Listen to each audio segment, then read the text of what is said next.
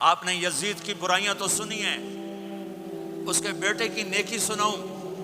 معاویہ بن یزید 22 سال کی عمر میں حکومت پہ بیٹھا، سارے دشمن زیر ہو چکے ہیں، صرف 40 دن حکومت کی، 3 بر اعظم کی حکومت، اور سارے خاندان کو اکٹھا کر کے کہا سنو، جس تخت کو ظلم پہ بچھایا گیا ہو اور جس تخت کے نیچے آل رسول کا خون ہو، جس تخت کے نیچے حسین کا خون ہو، میں اس پہ لعنت بھیجتا ہوں۔ یہ ہے تمہاری حکومت، جس کو مرضی دے دو۔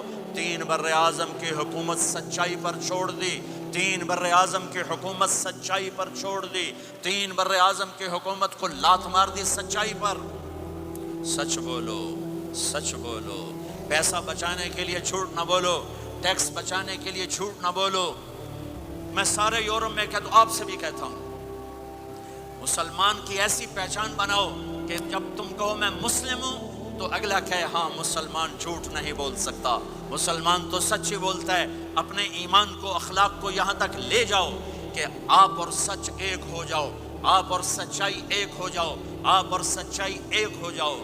لیکن رونا دھونا یہ ہے کہ سارا جھوٹ امت میں آ کے پھنسا ہوا ہے۔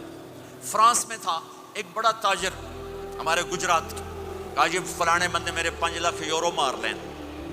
میں نے کہا یہ جو فرینچ ہیں گورے، یہ بھی ایک دوسرے کے پیسے مارتے ہیں؟